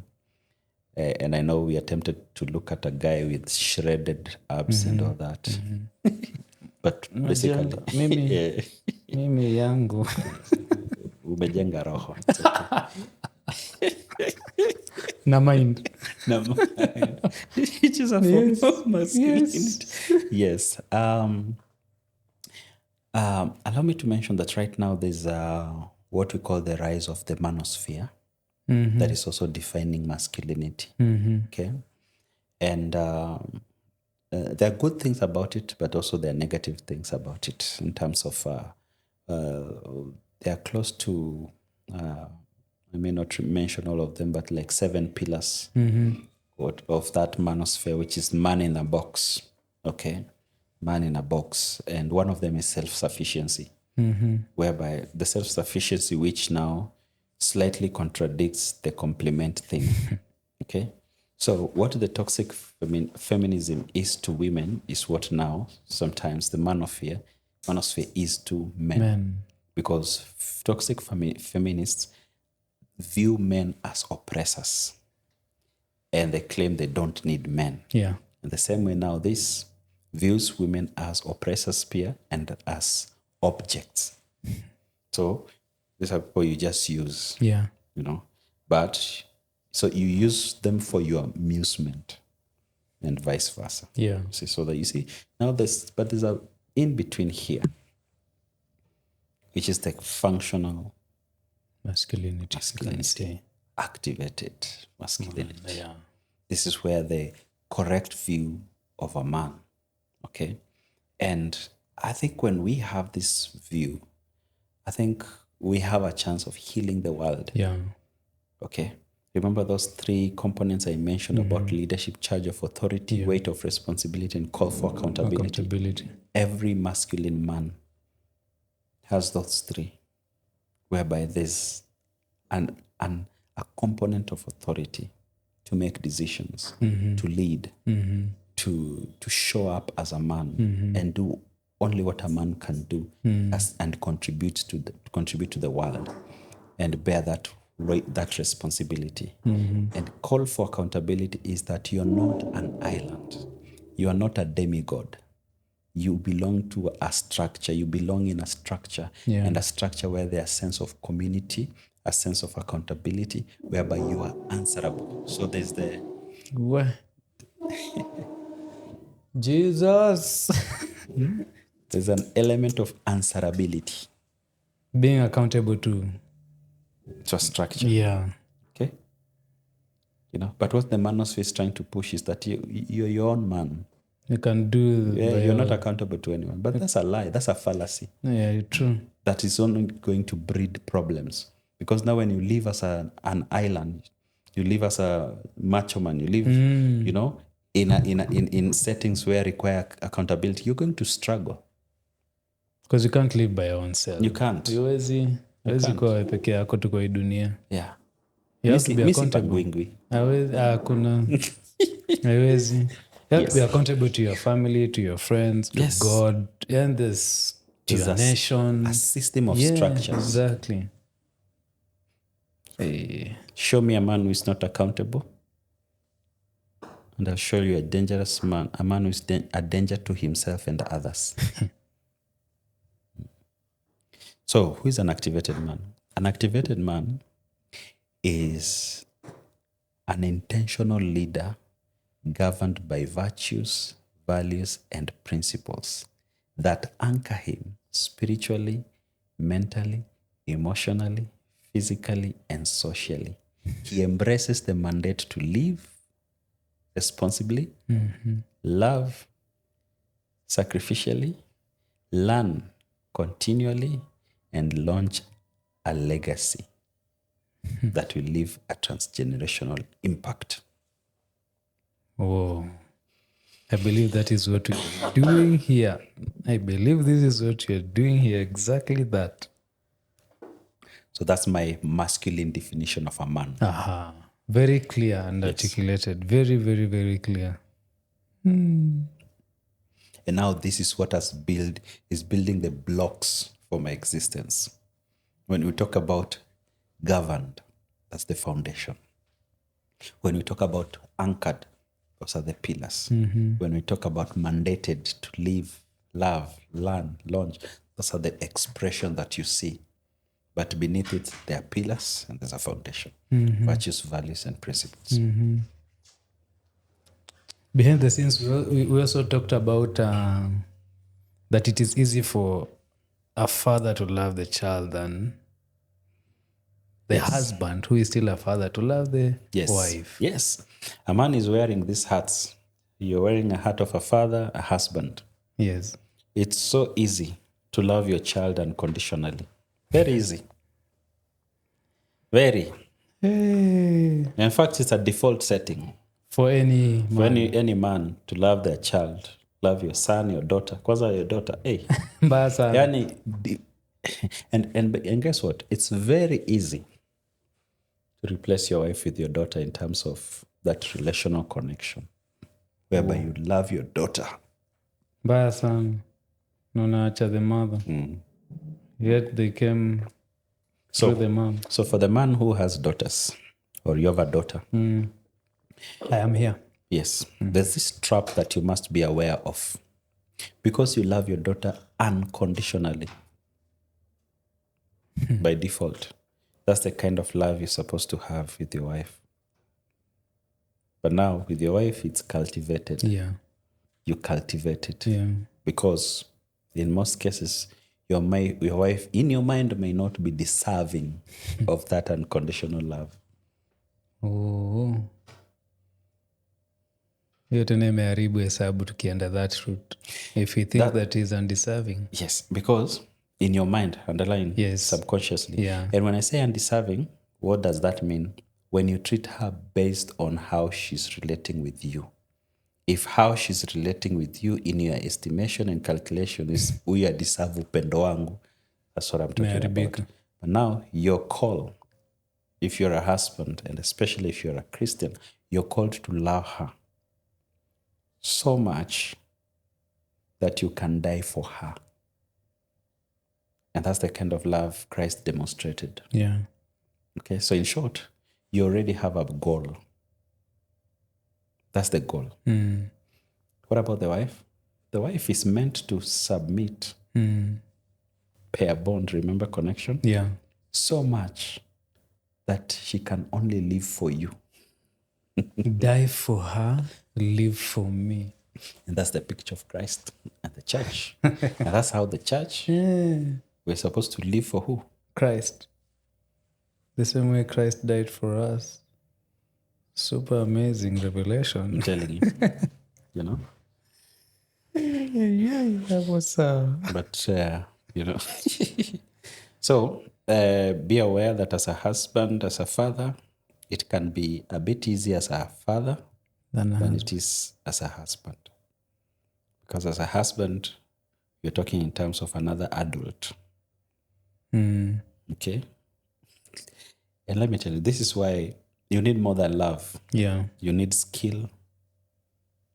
You need to invest in growing as a man, as an individual, so that you can create the capacities. My vision statement for the activated husband is to build the capacity to face marital realities, the capacity to embrace marital responsibilities, and the capacity to function effectively in the marital role. Munasikiza? Kama mimi.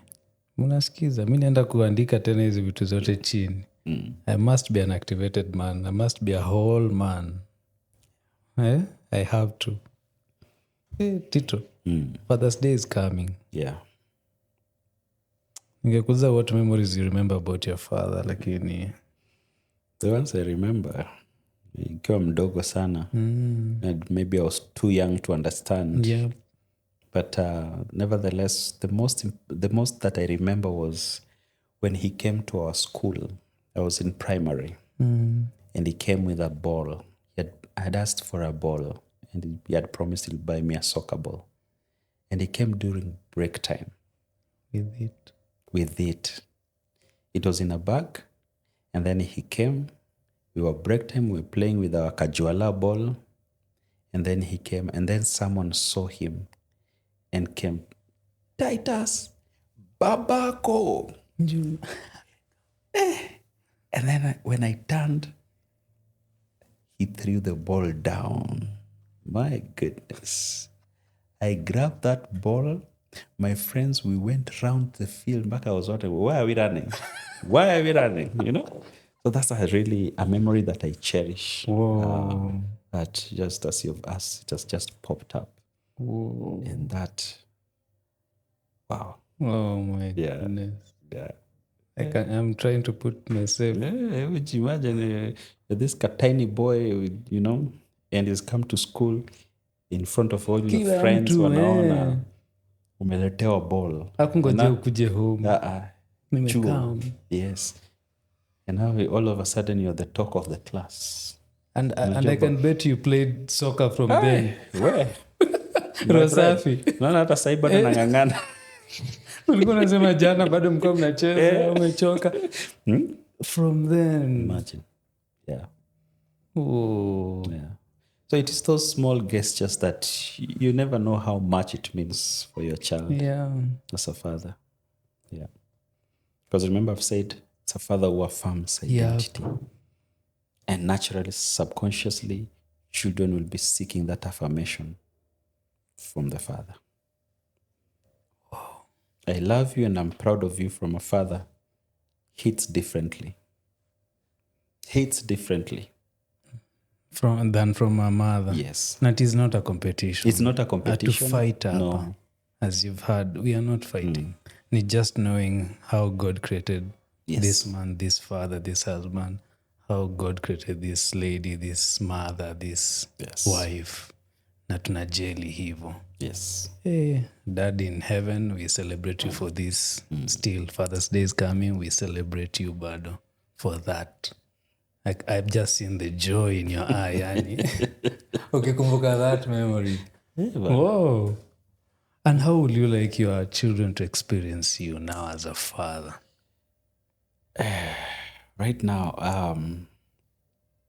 as a father, I want them to know that I believe in them. I want them to know that. I've taken advantage of AI and I recently created a song for each one of them. I played it to my Gen Z daughter and with your voice? Yes, I used to say, yeah. So nitumie kidogo na nisikize. I used my voice and I just wrote, then made it with AI and oh my. And hiyo utanisaidia hata mimi nimuundie kitu. Unifunze. You played it to her? Yes. I played it to her and she was like, she cried, Bana. Touched her. I hope she's not watching. It touched her. How did that make you feel? I think I underestimated what that meant. And so I saw it and I was like, wow, okay. All right. I was affirmed. That affirmed that, you know, what I do for my children matters. It's a father. You know something else I remember about my dad? Please. He's the one who taught me how to eat fish. To eat? Fish. So I remember we would share fish with him. So that tilapia. And then he would tell me how you eat it. And so he modeled and he mentored at the same time. Yeah. So we're eating. This is how you remove the bones. And so he would lead. See, fish has two sides. He leads this first one. And then I take the lead on this other side. We turn and we're eating together. And I remember that made me really love fish. Imagine. You know? And it's the simple things. Instead of expecting me to know, he would show. And then do with me. And then tell me to do. And then now teach your sisters. Modeling, mentoring. Exactly. And multiplication. And multiplication. You see? Yeah. How old were you by then? I think because he died when I was 12. So in between 8, 7, because that memory of the ball, I was 8. Pakasai. Yes. I was 8. You see? Yeah. Anyway.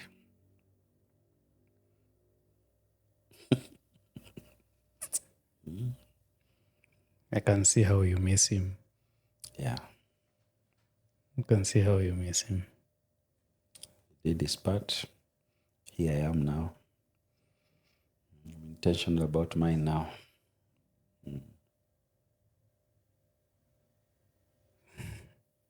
How The did that lose? 5-year-old. Mm. The 5-year-old believes I can beat everyone in the world.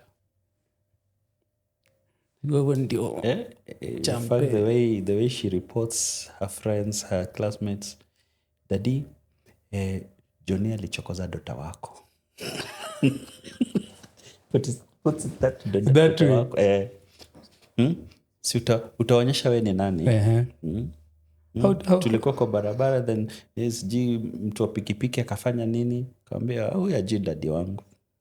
Yeah, I'm here for you. Wow. That's a 5-year-old. Wow. Imagine if anakuja hivyo alafu shana we. What will that do to her? You know, she believes Amata I'm her, uski. and she believes I'm her superhero. She says, my dad is my superhero. Wow. My dad is my superhero. And you can do anything to be that superhero. When you hear this and when you know your child believes in you in that much, you'll do anything. Yes. What is your fear in relation to fatherhood? My fear in relation to fatherhood is incapacity to provide what they need. That incapacity.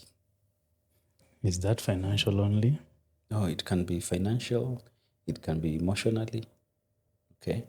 That drawing apart, you know. Of course, children they're autonomous. They'll have autonomy. But that inability to be that safe space for them. Of course, my relationship with them is different. Like with my Gen Z, I'm now more of a friend than an instructor. With the young ones, I'm an instructor and all that. And for some reason, through God's providence, children embrace that. They know you are my instructor. Yeah. So you try being an instructor to a Gen Z, sahi, itagongana, but I'm a friend, you see. You influence. Yes. So regardless of the stages they are, I want to remain consistent in how they view me. Have you ever been in that place where you've not provided in any way, emotionally, physically, financially? How did you It was tough, especially now financially, because when I was now rebuilding. You remember I had lost everything. Yes. I'd lost basically everything and starting from scratch. So that inability to provide as it should, that is tough. It's tough. How do you navigate that?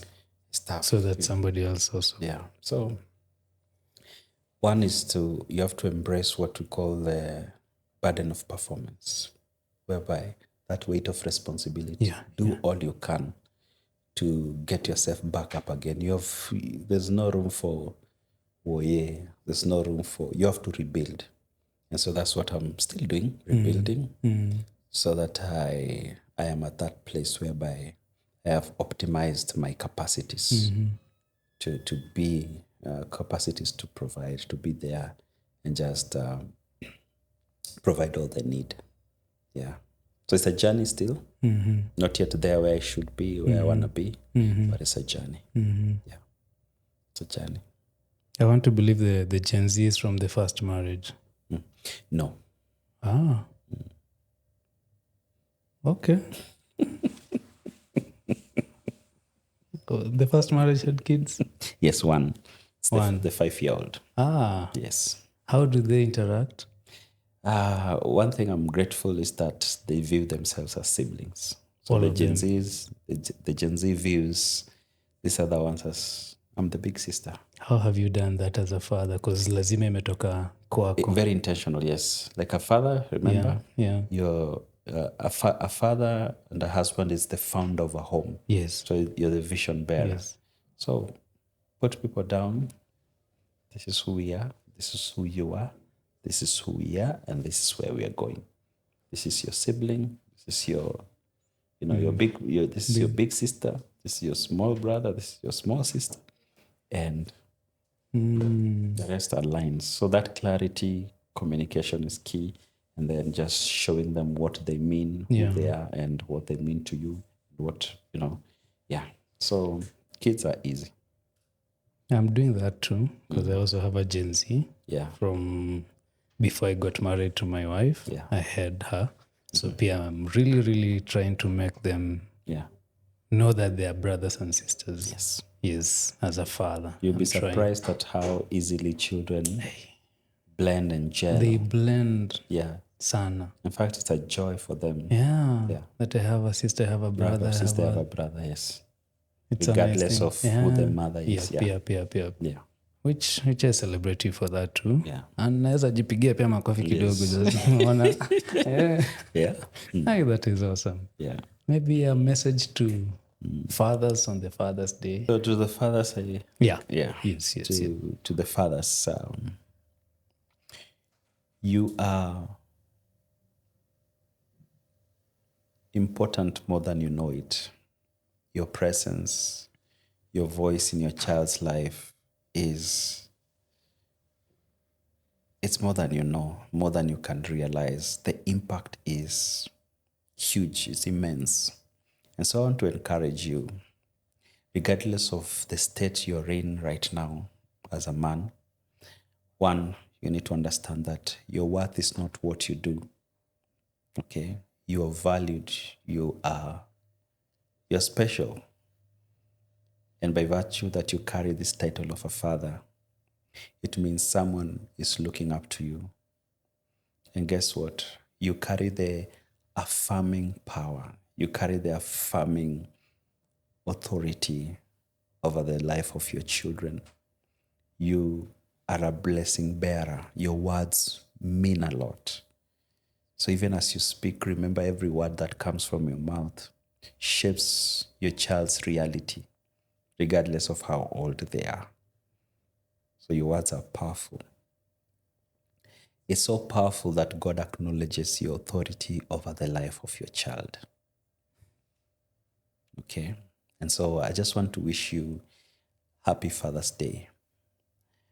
And should you have an introspection and realize maybe you've not been doing a good job as a father, it's not too late to start afresh. It's not too late to reorganize, rearrange your priorities so that that serious role that only you can play, you play it and play it well. And if you've been doing it this well, I also want to celebrate you and I want to challenge you to keep doing it. Keep playing that role and watch the impact your presence, your personhood will do to the life of your children. And suppose you have children that are not maybe biologically yours, but you've adopted them. You have given another child an opportunity to have a father that maybe they didn't have. And so that is also something that I want to celebrate you and commend you. And if you're thinking of also adopting, a child and bringing them into your fold and give them that covering as a father, please, my prayer is that you'll be guided by wisdom to do that. But you as a father, I celebrate you. I see you through these lenses. You're special. Thank you. Happy Father's Day. Whoa. We have like a drill here we do. Yeah. A letter to your children from a father. Mm-hmm. Yes. You can... Mm-hmm. Not really writing with the words. Yes. To your children. I believe they'll watch this hapo mbele in life. Yes. Itakuwa bad. Yes. All right. To my children, if you're watching this, I want you to know that I love you. I care about you. Essie, you are special. Amani, you are amazing. Taji, you are awesome.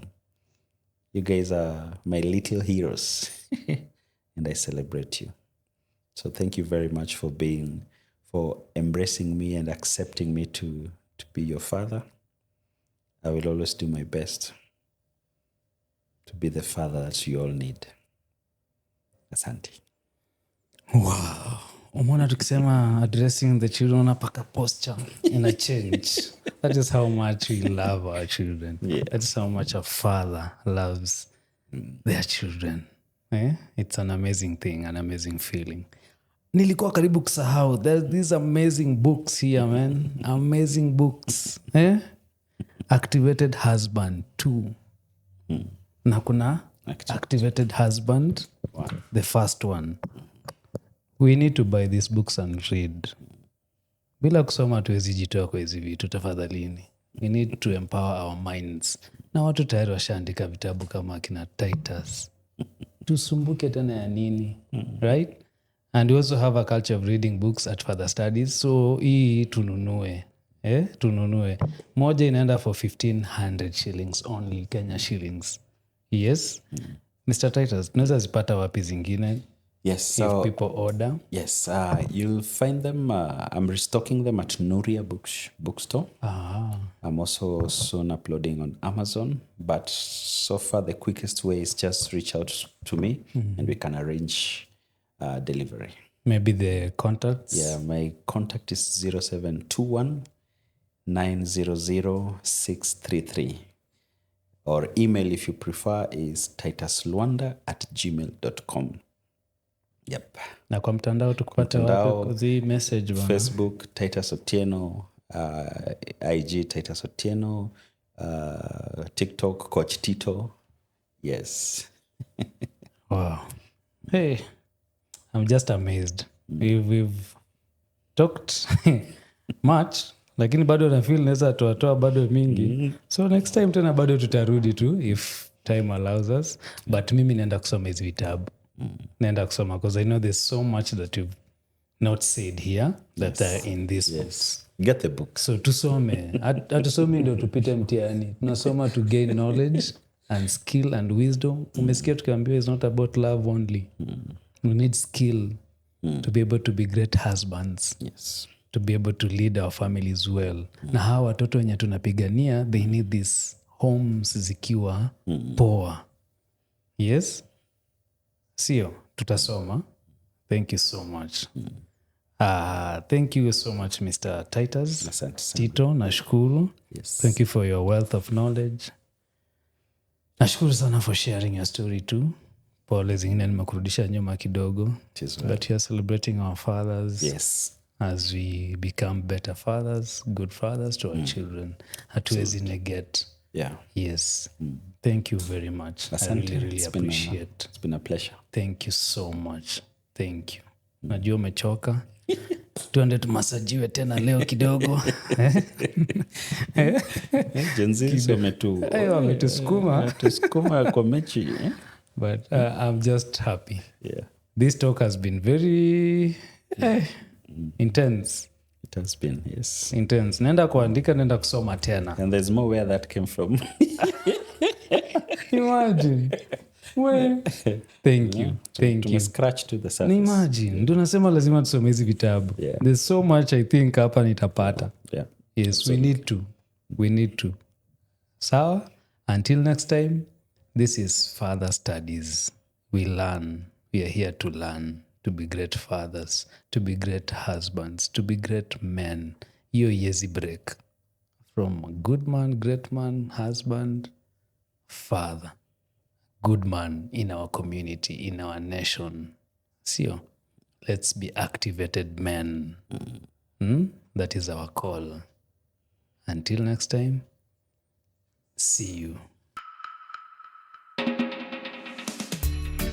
Shoot, shoot, shoot, shoot, shoot.